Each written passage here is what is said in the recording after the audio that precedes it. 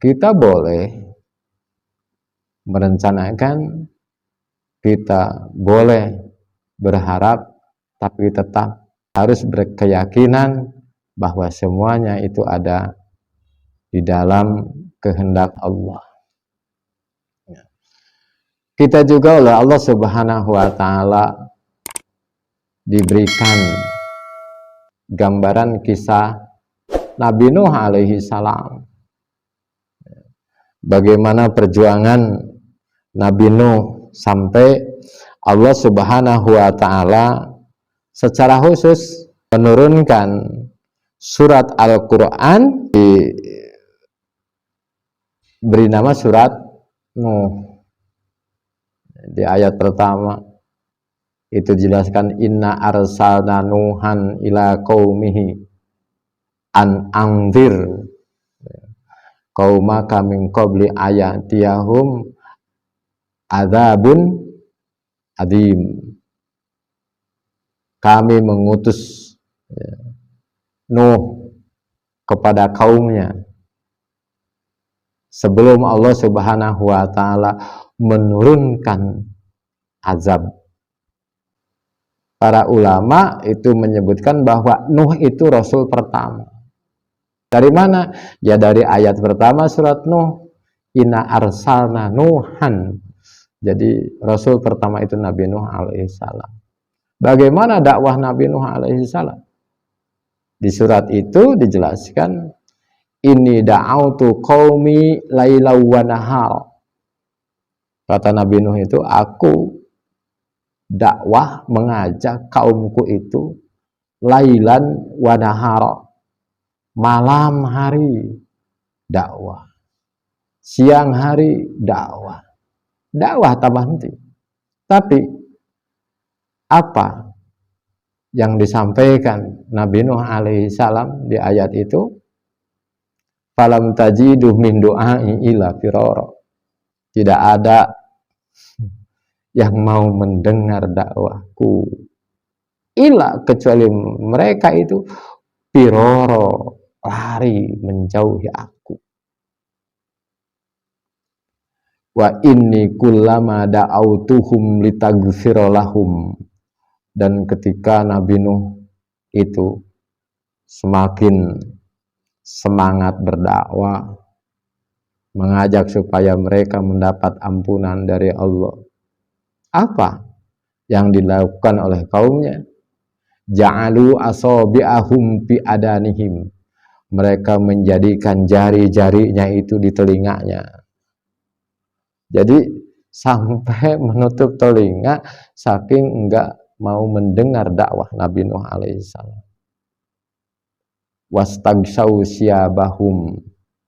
Tidak cukup dengan menutup telinga dengan jari-jarinya, bahkan mereka wastaghshaw siyabahum, membuka pakaian mereka untuk menutupi telinga. Seperti itu dakwah yang dilakukan oleh Nabi Nuh alaihi salam. Dan berapa umat yang menerima dakwah Nabi Nuh alaihi salam, itu tidak banyak, hanya sedikit saja. Ikhwati iman yang dimuliakan oleh Allah Subhanahu wa Ta'ala. Tetapi Nabi Nuh itu disampaikan oleh Allah dalam Al-Quran, ini dalam surah Al-Isra ayat ketiga, Dzurriyyata man hamalna ma'an Nuh. Wahai keturunan orang yang kami bawa bersama Nuh. Selain itu Allah binasakan dengan air bah yang begitu besar. Innahu kana abdan syakura.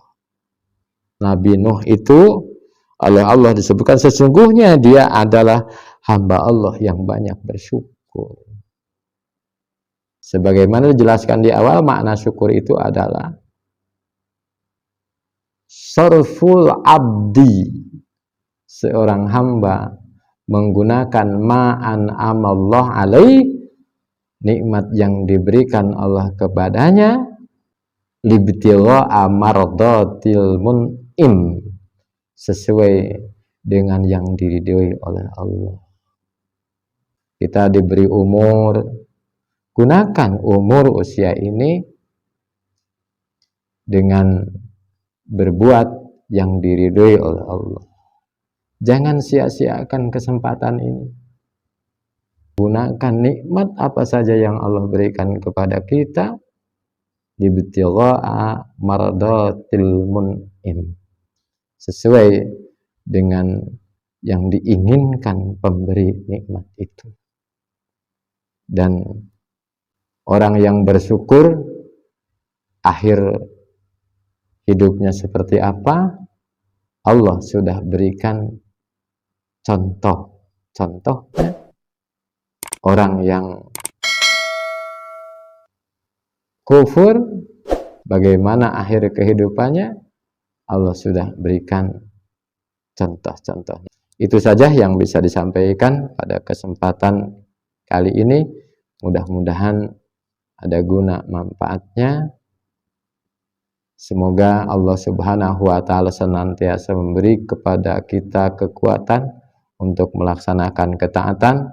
Semoga Allah Subhanahu wa Ta'ala senantiasa membimbing kita dalam bimbingan hidayahnya dan menjauhkan kita dari hal-hal yang tidak diridhoinya.